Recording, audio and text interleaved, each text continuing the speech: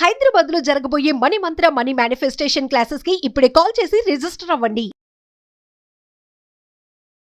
నమస్కారం డాక్టర్ షియా చిరంతకృష్ణ స్వామి గారు. నమస్కారం. ఖండాలు దేశాలు దాటి వెళ్ళిపోతున్నామండి. మనీ మంత్ర అనేటువంటి సబ్జెక్టు అంటే క్లాసెస్కి అంత డిమాండ్ ఉంది, దాంతోపాటు చాలామంది కోరుకుంటూ ఉన్నారు. సో దాన్ని బేస్ చేసుకుని అడుగుతున్నాను, క్లాసెస్ మళ్ళీ ఎప్పుడు ఉండే అవకాశం ఉన్నాయి, ఎక్కడెక్కడ ఉండే అవకాశం? 2024లో 20 అక్టోబర్ వచ్చి హైదరాబాద్లో ఉంటుంది, 27 అక్టోబర్ వచ్చి మనకి బెంగళూరులో ఉంటుంది, అలాగే 3 నవంబర్ వచ్చేసి మనకు వైజాగ్లో ఉంటుంది, 10 నవంబర్ వచ్చి తిరుపతిలో ఉంటుంది, 1 డిసెంబర్ వచ్చి మనకి రాజమండ్రిలో ఉంటుంది. ఈ విధంగా వీలైనంత తొందరగా ఎన్రోల్ చేసుకోండి. క్లాసులు చాలా రష్గా ఉన్నాయి. ఈ వీడియోలో ఏం చెప్తున్నారు? ఇక్కడ సంకల్పాలు లక్ష్యాలు ఏవైతున్నాయో మనం పెట్టుకున్న సంకల్పాలు లక్ష్యాలు ఇవన్నీ నెరవేరాలని మనకు ఒక ఆలోచన వచ్చినప్పుడు అవి మీరు అనుకుంటే కాదు, మేము అనుకుంటే నెరవేరవు. అవి మీ అంతర్లీనమైనటువంటి సుప్త చేతనాత్మక మనసు నుంచి వెలువడినప్పుడు మాత్రమే అవి సాధ్యమవుతాయి. ఓకేనా? ఒక కోరిక పెట్టుకున్నారు, మీకు ఎప్పటి నుంచో ఒక కోరిక ఉంది, ఆ కోరిక ఉంది, కానీ దాన్ని అది ఎలా చూసారంటే మీరు ఎప్పుడు కూడా చేతనత్వంగా చూసారు. అప్పుడు ఎలా ఉంటాయి, కోరికల్లో కూడా 2-3 రకాలు ఉంటాయి మనకి. కోరికలు, లక్ష్యాలు, సంకల్పాలు ఇవన్నీ కంప్లీట్ డిఫరెంట్. కోరిక అంటే పక్క వాళ్ళకు ఒక కలర్ టీ ఉంది, మంచి ప్లాస్మా, మనకు కావాలి, అది కోరిక. ఓకేనా? ఇప్పుడు నేను ఏదో ఒకటి సాధించాలి నా జీవితంలో, నేనేంటనేది ప్రపంచానికి తెలియాలి, లేదా ఎవరు చేయని పని నేను ఏదో ఒకటి కొత్తతనం చేసి ప్రపంచానికి నేను తేలాలనుకున్నప్పుడు అది లక్ష్యం అవుతుంది. ఓకేనా? సంకల్పం అంటే ఏంటంటే ఒక దీక్ష. అంటే ఇప్పుడు మీరు ఒక పని అనుకున్నారు, దానికోసం మాత్రమే పని చేయడం. మనం ఇంతకుముందు కూడా ఒక సైంటిఫిక్గా మనం సైకాలజికల్ పరంగా ఒక విషయాన్ని చెప్పుకున్నాం. మనం ఒకే పని మీద పదే పదే కొన్ని సంవత్సరాల తరబడి పనిచేయడం, 1 లేదా 2 ఒకే పని మీద దృష్టి పెట్టడం. సంవత్సరాల తరబడి పని చేసినా నీకు అదే రిజల్ట్ వస్తుంది. ఒకే పని మీద దృష్టి పెట్టడం వల్ల కూడా అదే రిజల్ట్ వస్తుంది. ఇక్కడ ఏమవుతుందంటే మీరు ఏది ఏంటనేది మీకు తెలియకుండా ఈ వాటిలో కన్ఫ్యూజ్ అవుతున్నారు. సంకల్పాలు వేరు, లక్ష్యాలు వేరు. లేదంటే మీరు దృష్టి పెట్టడమా, లేదంటే దాని మీద పని చేయడమా, వీటిల్లో ఏదో ఒకటి ముందు మీరు డిసైడ్ చేసుకోవాలి. అంటే ఇప్పుడు మీకు ఒక కోరిక ఉంది, లేదంటే ఒక లక్ష్యం ఉంది. లక్ష్యమా, కోరికనా, లేదా సంకల్పమా, వీటిని ముందు పర్ఫెక్ట్గా మీరు డిసైడ్ చేసుకోవాలి. అంటే మీరు వీటికి ఏదో వాట్ ఈస్ డిఫరెన్స్ బిట్వీన్ అని నేను చెప్పాను.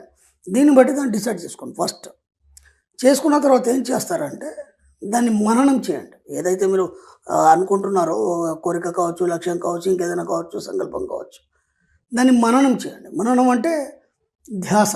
ఇంతకుముందు కూడా చెప్పాను, ధ్యానం వేరు, ధ్యాస వేరు. ధ్యానం అనేది మీకు ప్రశాంతతని ఇస్తుంది తప్ప డబ్బునివ్వలేదు. డబ్బు మీద ధ్యాస మాత్రం మీకు డబ్బునిస్తుంది. అంటే ఎరుక, అది మాత్రం మీకు డబ్బునిస్తుంది. అందరూ ఏమనుకుంటారంటే ధ్యానం చేస్తే అన్నీ వచ్చేస్తాయి అనుకుంటారు. ధ్యానం చేస్తే ఏం రాదు, ప్రశాంతత వస్తుంది. దాంతోపాటు ఉన్నాయి కూడా పోతాయి. ఎందుకంటే ధ్యానం చేస్తే మనం గతంలో కూడా ఎన్నోసార్లు చెప్పుకున్నాము, ధ్యానం చేయడం వల్ల ఏమవుతుందంటే నీ మనసు స్తబ్దతం చెందుతుంది. అంటే కోరికలు లేని స్థితి ఏర్పడుతుంది. కాబట్టి ఇక ఏ కోరికలు ఉండవు కాబట్టి స్తబ్దత చెందుతుంది. దాంతో ఏమైతే ఉన్నాయి కూడా పోతాయి. దాంతో ఇది చాలామందికి తెలియదు. ప్రశాంతత వస్తుంది.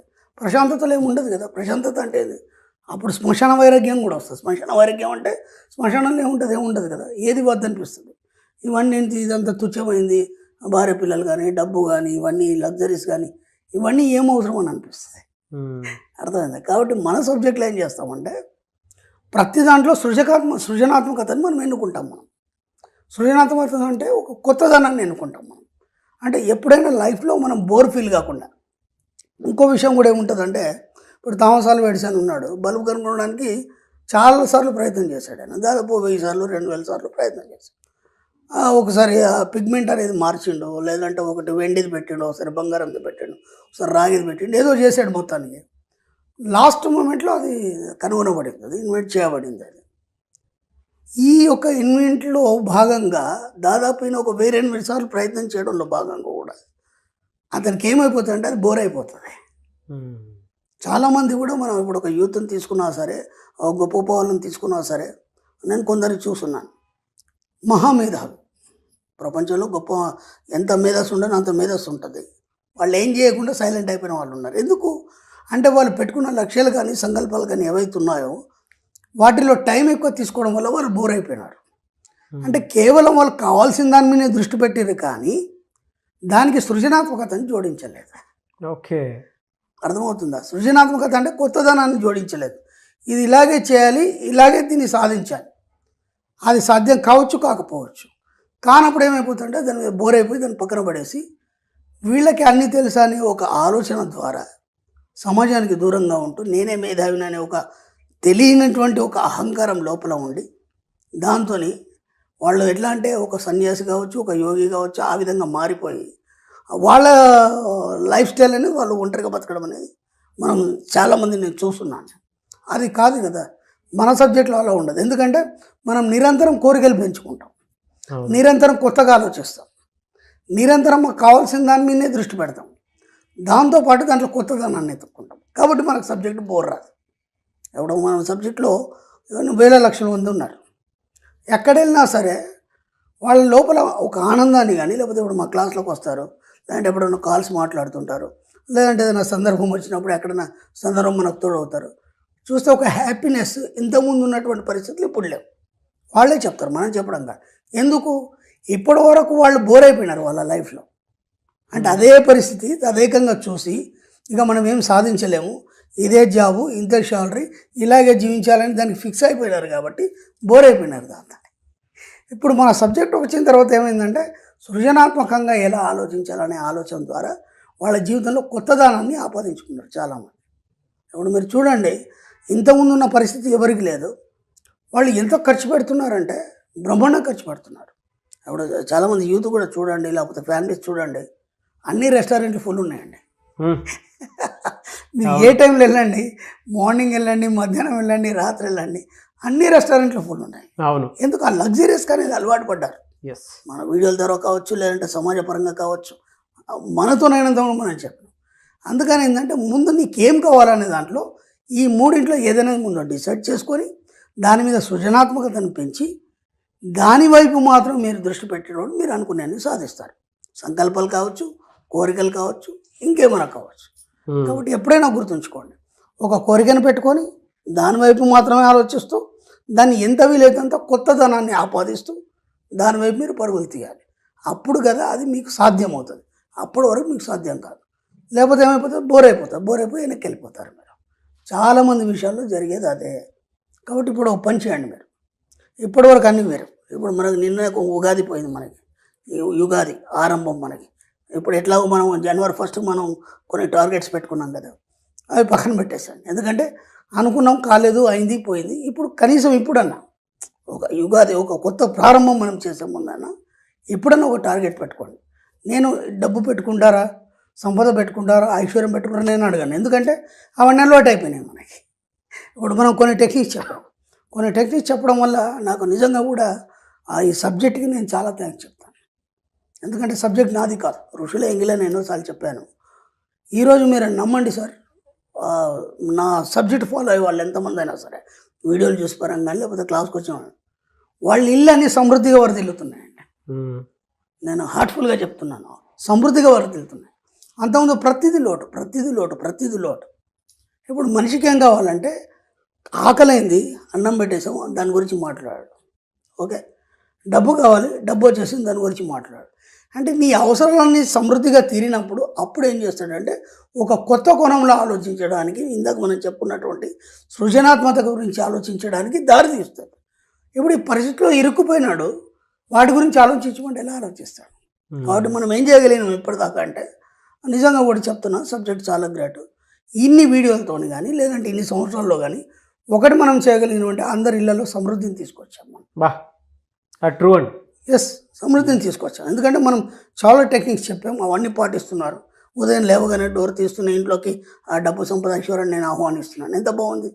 దాంట్లో పూజ లేదు, పునస్కారం లేదు, ఒక వర్డ్ మనం ఏదైతే చెప్తామో అది యూనివర్స్ తీసుకుంటాం. ఓకే, ఆ తర్వాత బయటకు ఎన్నిసార్లు వెళ్ళినా సరే ఖాళీ చేతులతో ఇంట్లోకి రావద్దు, సమృద్ధి తోడవుతుంది. వాళ్ళు అందరు హ్యాపీగా ఉన్నారు, అందరి ఇళ్లలో సమృద్ధి తోడైంది, అందరు సమృద్ధిగా ఉన్నారు. ఇప్పుడు డబ్బు గురించి ఆలోచిస్తున్నారు.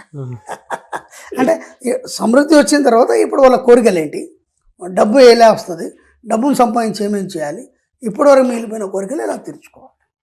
కాబట్టి ఇప్పుడు ఏం చేస్తారంటే, నేను స్టార్టింగ్లో ఏదైతే చెప్పానో, సంకల్పమా, కోరికనా, లక్ష్యమా, ముందు పర్ఫెక్ట్గా డిసైడ్ చేసుకోండి.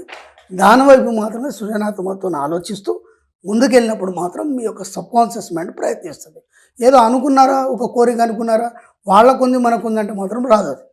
ఎందుకంటే వాళ్ళకున్నది నువ్వు కలిగి ఉన్నట్టు నువ్వు ఫీల్ కావాలి. ఓకేనా? కాబట్టి ఇప్పుడు మీ జీవితంలో ఏం కావాలనేది మీరు డిసైడ్ చేసుకొని ప్రతి దగ్గర మీరు ఫీల్ అవ్వండి. ఫీల్ అయినప్పుడు మాత్రమే మీ శుద్ధ చేతనాత్మ మనసు భౌతిక రూపంలో అందిస్తుంది.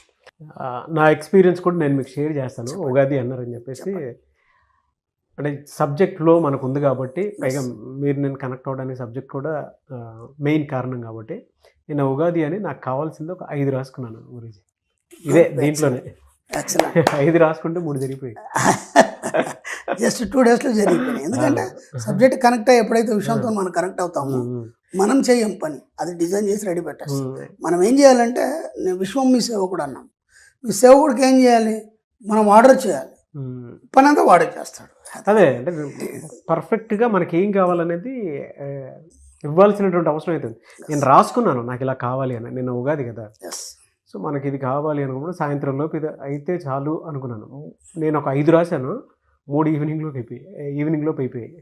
నాకు కూడా ఒక రీసెంట్లీ చిన్న ఎగ్జాంపుల్ ఏంటంటే, అంటే నేనైనా సరే అదే సబ్జెక్ట్ ఫాలో అవ్వాలి కదా. ఒక వర్క్ ఉంది, అది చాలా ఈజీగా, చాలా క్రిటికల్. అది జస్ట్ అనుకున్నాను రేపు వెళ్ళగానే 5 నిమిషాలు వితిన్ 5 minutes అయిపోవాలనుకున్నాను. మార్నింగ్ అనుకోకుండా కార్ వెళ్తుంది, అక్కడ వెళ్ళిపోదాం పద, ఒక్కసారి కార్ ఎట్టి తిప్పన్నాను. మీరు నమ్మండి, అంత పెద్ద ప్రెమిసెస్లో ఒక్క మనిషి లేడు. నాకు కావాల్సిన ఆపరేటర్ మాత్రం ఉన్నాడు సిస్టమ్ మీద. జస్ట్ వెళ్ళాను, ఇది అని చెప్పాను, సార్ ఇలా చేయండి 5 నిమిషాల పని అయిపోతాను. కరెక్ట్ టైం చూసాను, 5 minutesలో బయటకు వచ్చేసి. ఫ్యాంటాస్టిక్.